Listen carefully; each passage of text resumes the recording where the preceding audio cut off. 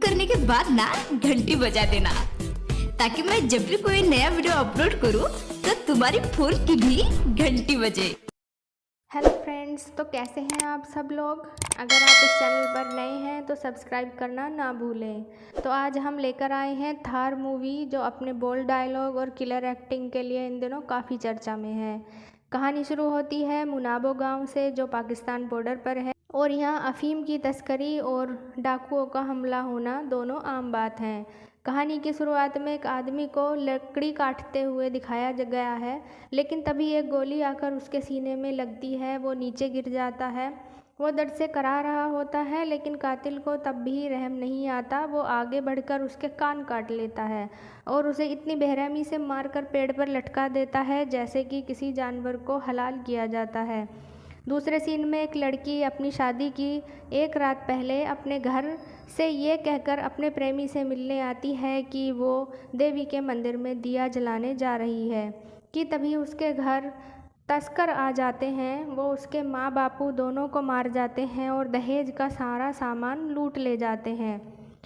आगे एंट्री होती है सुरेखा सिंह की, जो एक इंस्पेक्टर है और उस इलाके में तैनात है, और उसके असिस्टेंट भूरे की, जो लड़की से पूछताछ करते हुए दिखाया जाता है। वो लड़की से पूछता है कि कौन आया, वो किसी को जानती है क्या, या उसने किसी को देखा तो नहीं था। लड़की वही मंदिर जाने वाली बात दोहरा देती है, जबकि भूरे कहता है कि वो सच बोलेगी तो अच्छा होगा।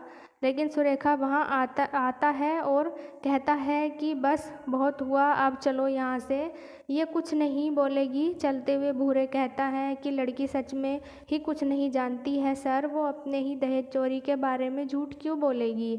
सुरेखा कहता है कि दहेज चोरी तो एक बहाना है भूरे, ये अफीम तस्करी का अड्डा था। डाकुओं ने शादी का फ़ायदा उठाया और दहेज की आड़ में अफीम लूट ले गए। तभी एक गाड़ी मुनाबो में आकर रुकती है। एक लड़का आता है। वो कहता है कि उसको गांव से कुछ पढ़े लिखे लोगों की ज़रूरत है, काम है शहर में, अच्छे पैसे मिलेंगे। तभी एक आदमी कहता है कि पन्ना कई साल से शहर में काम करता है, पढ़ना लिखना भी जानता है, लेकिन अभी गांव में नहीं है। वो पन्ना के घर का दरवाज़ा खटखटाता है। पन्ना की बीवी दरवाज़ा खोल देती है।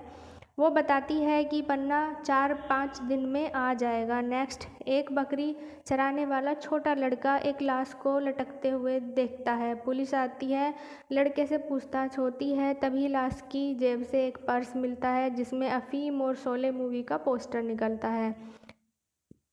लाश को देखकर ही पता चलता है कि कितनी बेदर्दी से मारा गया है। एक गोली लगी है, कान कटे हैं और एक कुल्हाड़ी सीने में धंसी है। पर्स से एक फ़ोटो मिलती है और कुछ पता नहीं चलता ये आदमी कौन है, कहाँ से आया, इसे किसने मारा है। भूरे कहता है कि ये चोरों का काम है, लेकिन सुरेखा कहता है कि ये एक झलक है, पिक्चर अभी बाकी है। सुरेखा एक ढाबे पर पहुंचता है, वहां के मालिक से बातें करता है। तभी उसकी नज़र एक अजनबी पर पड़ती है। वो भूरे को कहता है कि पता लगाओ ये कौन है और कहाँ से आया है। भूरे उसे जाते हुए टोकता है, सिगरेट और लाइटर मांगता है, बट ज़्यादा कुछ पता नहीं चल पाता और वो आदमी वहाँ से निकल जाता है। असल में उस अजनबी आदमी का सिद्धार्थ नाम है, जो कि पुराने एंटीक्स का बिजनेस करता है। सुरेखा दोबारा ढाबे के मालिक से बात करता है। वो उसे लाश की फ़ोटो दिखाता है तो ढाबे का मालिक उसकी पहचान मुनाबो के सुवा के रूप में करता है। उधर सुरेखा की बीवी उसे डांटते हुए कहती है कि ज़्यादा इंस्पेक्टर बनने की ज़रूरत नहीं है, जो चल रहा है चलने दो और घर जिंदा वापस आना है। मुंह से पूछो, कान से सुनो, बंदूक नहीं निकालनी है। सुरेखा अपने बेटे से कहता है ज़्यादा मत पढ़, पास हो जाएगा। उसका बेटा कहता है कि उसे डीएसपी बनना है। सुरेखा से मिलने उसका सीनियर आता है, उसे काफ़ी भला बुरा कहता है और ये केस और चोरी जल्दी से सब बंद करने को कहता है कि उसे प्रमोशन चाहिए, उसके लिए चाहे उसे कुछ भी करना पड़े। आगे वो अजनबी लड़का यानी सिद्धार्थ पन्ना की बीवी से मिलने आता है, लेकिन वो उसे अंदर बुला लेती है और छाछ पीने को देती है। गांव वाले इस बात पर चर्चा करते हैं कि एक तो उसका आदमी घर पर नहीं है, ऊपर से वो बांझ है और उसने एक पराये मर्द को अपने घर पर बुला लिया है। आगे एक गाड़ी में पन्ना और उसका एक साथी आते दिखाई देते हैं। वहीं ढाबे पर जाते हैं। उन्हें सुबह के बारे में पता चलता है और ये भी कि उन्हें इंस्पेक्टर ने थाने आने के लिए कहा है। वे दोनों थाने पहुंचते हैं। सुरेखा उनसे पूछता है कि वो सुबह को जानते हैं, तो वे लोग कहते हैं कि हाँ जानते हैं, लेकिन वो 6 महीने से कोलकाता में है, उससे मिले ही नहीं है, ना उससे कोई बात हुई है। तो इंस्पेक्टर उन्हें सुबह के मर्डर टाइम की फ़ोटो दिखाता है। वे लोग कहते हैं ऐसा कौन मारता है, ऐसे तो कोई जानवर भी नहीं मारता। पूछताछ के बाद उन्हें जाने दिया जाता है। पन्ना और कुंवर दोनों पहुंच जाते हैं गांव। वहां जाते ही एक बुढ़ा पन्ना को बता देता है कि उसकी बीवी से मिलने कोई पराया मर्द आया था। पन्ना अपनी बीवी को मारता है। उधर सिद्धार्थ फिर उसके घर पहुंच जाता है। पन्ना कहता है कि साहब, एक आदमी की इज्जत पर सवाल उठ जाता है अगर कोई मर्द उसकी बीवी से मिलने आता है उसकी गैर मौजूदगी में, और आप तो 2-2 बार आए हो। इसके साथ ही सिद्धार्थ देखता है कि पन्ना की बीवी को कई चोट लगी हुई है। पन्ना सिद्धार्थ को छत पर बुला लेता है और काम पूछता है। सिद्धार्थ कहता है कि उसके एंटीक का बिजनेस है, कुछ माल शहर पहुंचाना है, उसमें पैसे को लेकर बार्गेनिंग होती है। और पन्ना बताता है कि उसका एक साथी धन्ना अभी नहीं है, लेकिन वो कुंवर के साथ कल ही निकलेगा, धन्ना पीछे से आ जाएगा। अगले दिन सिद्धार्थ दोनों को लेकर निकल जाता है। अब सुरेखा भूरे के साथ फिर उसी लड़की से पूछताछ करने पहुंच जाता है। वो फिर वही मंदिर वाली बात बताती है। सुरेखा कहता है कि तूने इतना दिया जलाया है कि आग अभी तक नहीं बुझ पाई है।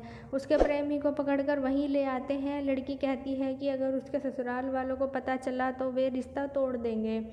सुरेखा उसे धमकाता है कि वो ही उन्हें बता देगा अगर लड़की ने उन्हें सच्चाई नहीं बताई तो। लड़की आत्महत्या करने की धमकी देती है। सुरेखा उसे उसके प्रेमी के साथ सुसाइड करने की सलाह देता है कि काम आसान हो जाएगा अगर दोनों मिलकर साथ में करोगे तो। भूरे उन्हें समझाता है। तभी लड़की बताती है कि वे टोटल 6 लोग थे जो उसके घर आए थे और उसके बापू पाउडर का बिजनेस करता था और वो उस सारे पाउडर को उठाकर उसके घर से ले गए। भूरे पूछता है कि उनमें से किसी को जानती है, तो वो अपने प्रेमी की तरफ इशारा करके कहती है कि एक उसके गांव के पास का है। उधर सिद्धार्थ पन्ना और कुंवर को लेकर एक पहाड़ी पर बने खंडहर में पहुंच जाता है और कहता है कि यहाँ से उसे अपना कुछ सामान लेना है। और वो कुंवर से कहता है कि उसका कुछ सामान ऊपर है, वो उसकी मदद करे। दोनों ऊपर चले जाते हैं। कुंवर एक जगह बैठ जाता है। सिद्धार्थ उसे पीछे से पकड़ लेता है और उसे बहुत मारता है और उसका मुंह बांध कर एक रूम में बंद करके आ ही रहा होता है कि इतने में पन्ना भी वहाँ आ जाता है और सिद्धार्थ से कहता है कि कितनी देर हो गई, वो कितना हॉर्न बजाया है और आपने उन्हें सुना नहीं है। इतने में सिद्धार्थ उसे भी बहुत मारता है और कैद कर लेता है। उसने ऐसा क्यों किया कुछ नहीं पता, उसकी इनसे क्या दुश्मनी है वो भी नहीं पता। नेक्स्ट सीन में सुरेखा अपनी जीप से चोरों का पीछा करता हुआ दिखता है। उनके बीच फायरिंग शुरू हो जाती है। कई चोर मारे जाते हैं, उनकी गाड़ी में आग लग जाती है और चोर सुरेखा सिंह के दुश्मन बन जाते हैं। कोई अनजान आदमी एक धमकी भरी चिट्ठी सुरेखा के घर फेंक जाता है जिसके सुरेखा का बेटा पढ़ता है। उसमें लिखा है कि वो किसी को नहीं छोड़ेंगे, ना उसे ना उसके बेटे को, जो भी पहले हाथ लगेगा उसे मार डालेंगे। अब इंस्पेक्टर अपनी पत्नी से सामान बांधने को कहता है कि वो शहर उन्हें उनकी दीदी के पास भेज देगा। तभी उसका बेटा बाइक का नंबर बताता है, जिस बाइक के नंबर के साथ वो इंस्पेक्टर उस आदमी को पकड़ लेता है जिसने उनके घर पे वो चिट्ठी फेंकी थी। अब सिद्धार्थ फिर पन्ना के घर पहुंच जाता है और बताता है कि पन्ना 1 हफ्ते में वापस आ जाएगा और उसने अपने घर का ऊपर वाला कमरा उसे किराए पर दिया है 500 रुपये महीना। पहले तो उसकी बीवी मना करती है, फिर बाद में मान जाती है, लेकिन वो पन्ना और कुंवर को तरह तरह से टॉर्चर कर रहा था। उसने पन्ना के पैरों में कील ठोक दी थी। कुंवर को भी उसने ऐसे ही टॉर्चर किया, जो देखना और सुनना दोनों ही भयानक था। पर अभी तक किसी को कुछ समझ नहीं आ रहा था कि सिद्धार्थ ऐसा क्यों कर रहा था। सुरेखा उस बाइक वाले आदमी से पूछताछ करता है। वो बताता है कि चोरी ज़रूर उन्होंने की थी, पर सुबह को उन्होंने नहीं मारा और अब वो सुरेखा के परिवार को भी मारना चाहते हैं, ये भी सच है, लेकिन सुबह को उसने नहीं मारा। उधर फिर एक बार सिद्धार्थ को पन्ना को टॉर्चर करते दिखाया गया है। उसने पन्ना को जगह जगह कील से ठोका है, फिर उस पर कोड़े बरसाए और घाव पर लिक्विड डाला जिससे वो ज़्यादा तड़पे। पन्ना मौत की भीख मांगता है पर उसे रहम नहीं आता। वो उनकी उंगली काट लेता है, वो भी चाकू से, जैसे कोई सब्जी काट रहा हो। वो दोनों उससे मौत की भीख मांगते हैं। अब धन्ना भी गांव आ जाता है। वो सिद्धार्थ से मिलता है, उसे भी काम चाहिए, लेकिन सिद्धार्थ कहता है कि अब तो ट्रक्स निकल गए। वो कहता है कि कोई नहीं, हम बस से चले जाएंगे। तो सिद्धार्थ उसको कहता है कि वो भी उधर ही जा रहा है, उसका कुछ सामान निकलने वाला है, चाहे तो उसके साथ चल सकता है। धन्ना साथ चल देता है, लेकिन रास्ते में उसे गड़बड़ लगती है। वो चिल्लाता है, सिद्धार्थ उसे गाड़ी में ही दे मारता है और एक और आदमी आ जाता है सिद्धार्थ की कैद में। इनको टॉर्चर करने के बाद सिद्धार्थ सुरेखा से रेगिस्तान में मिलता है।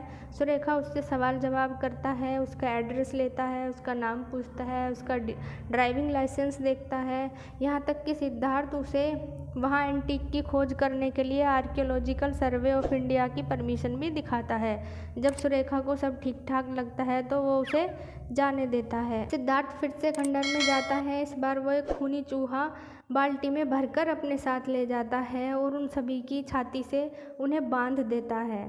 वो सभी झटपटाने लगते हैं। धन्ना इतना झटपटाता है कि उसकी रस्सी खुल जाती है, वो बाहर भाग जाता है।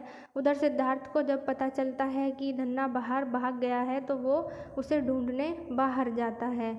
उसे कुछ दूर ढूंढने के बाद वो बेहोशी की हालत में मिल जाता है, लेकिन जब वो उसे घसीट कर ले जा रहा होता है तो एक बकरी चराने वाला बच्चा उसे देख लेता है। वो बच्चा भागने लग जाता है। सिद्धार्थ उसका पीछा करता है। इसी भागम भाग में बच्चा कुआं में गिर जाता है और जख्मी हो जाता है।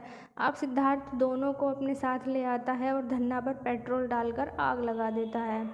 दूसरी तरफ सुरेखा गुमशुदा लड़के की तलाश करने जंगल में पहुंच जाता है। भूरे भी साथ होता है।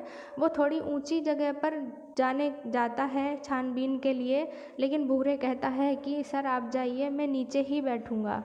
आगे चलकर सुरेखा को एक बच्चे का शू मिलता है, वो रख लेता है। उसे कुछ खून के धब्बे भी दिखाई दिए। वो देख ही रहा होता है कि एक गोली भूरे के सीने को चीर गई और अंधाधुंध फायरिंग शुरू हो गई। सुरेखा एक ट्रक की आड़ लेकर किसी तरह बच निकलता है, लेकिन भूरे ऑन द स्पॉट मर जाता है। अब सिद्धार्थ को धन्ना की बीवी देखती है। उसे कुछ शक होता है, लेकिन वो चला जाता है। वो पन्ना की बीवी को बताता है कि वो कल चला जाएगा, तो वो उसके साथ जाने की जिद करती है, जिसे धन्ना की बीवी देख लेती है और उसका शक यकीन में बदल जाता है और वो सुरेखा के पास जा पहुंचती है। सुरेखा उससे पूछता है कि जो भी वो जानती है बता दे, वरना वो उसके पति को नहीं बचा पाएगा। वो बताती है कि सुहा और धन्ना ने एक ज़मीन खरीदी थी जिस पर पन्ना, कुंवर और ये सब मिलकर अफीम की खेती करते थे। अब वो उन्हें वहाँ लेकर जाती है। सुरेखा को एक लेटर मिलता है सुहा के नाम का, जिस पर वही एड्रेस था जो सिद्धार्थ का था। उसे और देखने पर एक औरत के मर्डर की पेपर कटिंग भी मिलती है। अब कहानी कुछ साफ हो जाती है। उसे समझने में देर नहीं लगती है कि सिद्धार्थ की बीवी और उस लड़की में कोई ना कोई समानता है। कहानी अब फ्लैशबैक में चली जाती है। दिखाया जाता है कि पन्ना, धन्ना और कुंवर सुबह के क्वार्टर पर पहुंचते हैं। उन्हें देखकर ऐसा लग रहा था जैसे कि चोरी करने आए हैं और वो सच में एक घर में चोरी कर रहे होते हैं। लेकिन तभी एक लड़की वहां जाती है और ये वही है जिसकी फ़ोटो अखबार में थी। सुरेखा को सब समझते देर नहीं लगी। वो जल्दी से पन्ना के घर पहुंच जाता है, छानबीन करता है। उसे और सबूत मिलते हैं, लेकिन उसे पता चलता है कि सिद्धार्थ 1 घंटे पहले पन्ना की पत्नी के साथ यहाँ से निकल चुका है। वो उसके पीछे चल देता है। उसे सड़क की तरफ जाते देख हनीफ भी वहाँ बदला लेने उसके पीछे चला जाता है। रास्ते में जाते हुए केसर सिद्धार्थ से कहती है कि ये गलत रास्ता है। वो उसे कुछ पिक्स दिखाता है जो उसी लड़की की थी जिसका मर्डर हुआ था। केसर पूछती है ये कौन है और इतनी बुरी हालत इसकी किसने की है। सिद्धार्थ कहता है कि ऊपर चलो, तुम खुद ही पूछ लो उनसे। उधर हनीफ सुरेखा का पीछा करते हुए उसके करीब पहुंच जाता है और हमला कर देता है। कई पुलिस वाले मर जाते हैं। केसर अपने पति को देखती है तो चीख पड़ती है और कहती है कि क्या तुम जानवर हो। पन्ना बताता है कि वो धन्ना और कुंवर सुबह के बुलाने पर दिल्ली चोरी करने गए। वो चोरी कर ही रहे थे कि सिद्धार्थ की पत्नी वहां आ गई। वे उसे जिंदा नहीं जाने दे सकते थे। उन्होंने उसका रेप किया और पन्ना ने उसे बड़ी बेरहमी से कुचलकर मार दिया। कुंवर रहम की भीख मांगता है इसी बीच में, लेकिन सिद्धार्थ उसमें गोली मार देता है। उधर सुरेखा को हनीफ ने घेर रखा है और उसकी टांग में भी गोली लग जाती है, लेकिन वो हनीफ को मारने में कामयाब हो जाता है। अब बस पन्ना बचा है। सिद्धार्थ उसके ऊपर पेट्रोल डालता है और उसकी बीवी के सामने उसे आग लगा देता है। सुरेखा अब वहाँ पहुँचता है और सिद्धार्थ से कहता है कि उसे पता है कि उसकी बीवी के साथ क्या हुआ है, वो सरेंडर कर दे, लेकिन केसर फायर कर देती है और एक गोली सिद्धार्थ के आर पार हो जाती है और वो मर जाता है। अब बस केसर और इंस्पेक्टर बचे हैं। अब 6 मंथ्स बाद का सीन है जिसमें केसर को प्रेग्नेंट दिखाया गया है और वो काफ़ी दुखी लग रही है, लेकिन वो एक दिन सिद्धार्थ का सामान चेक कर रही थी और उसे वो सारे पैसे मिल जाते हैं जो सिद्धार्थ ने एंटीक का बिजनेस करके कमाए थे। आगे वो रेगिस्तान में कहीं जा रही होती है। सुरेखा उसे लिफ्ट देता है कि वो उसे छोड़ देगा और मूवी ख़त्म हो जाती है।